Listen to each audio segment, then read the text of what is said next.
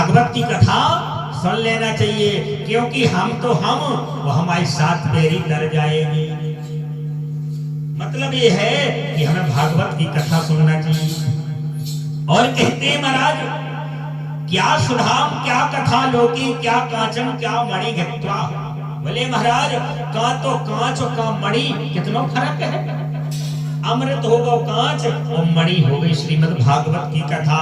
बोले महाराज बहुत फर्क है। क्या है महाराज, जब इतना उद्धार होते देखा तो सभी देवताओं ने सारे ग्रंथों को एक पल्ले पर रख दिया, तराजू पर तौलाई की। सब देवताओं ने सभी भागवत ग्रंथ ले आके एक पल्ले पर रख दिए और श्रीमद् भागवत की कथा एक पल्ले पर रख दी। जब तुलाई भई तो श्रीमद् भागवत का वजन जाना होगा, सभी ग्रंथ छोटे हो गए। बोले महाराज इतनी बड़ी कृपा।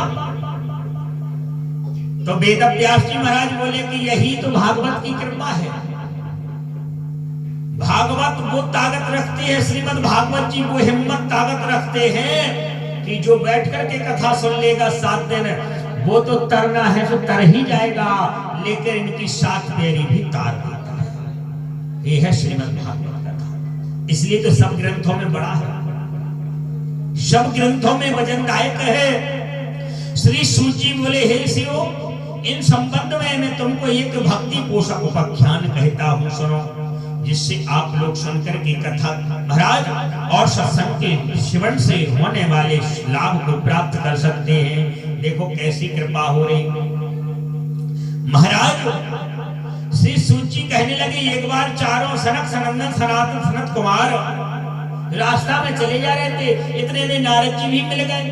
कथा यानी पुरानी, लेकिन कथा आगे बढ़ेगी। भले महाराज नारद जी चले जा रहे थे, थोड़ा चेहरा डाउन था। सनक सनंदन सनत कुमारों ने पूछा, महाराज जी कहाँ चले जा रहे हो। अरे बोले महाराज मैं बड़ा दुखी हूँ। बोले क्यों। देवसी नारद जी बोले, हे ऋषियों, मैं पृथ्वी को शेष समझ करके यहाँ तक आया हूँ। मैं जानता था कि पृथ्वी सबसे श्रेष्ठ है, जहां भगवान भी सोचते हैं कि पृथ्वी पे जन्म ले जाए हम। मैं भी सोचता था कि पृथ्वी सर्वश्रेष्ठ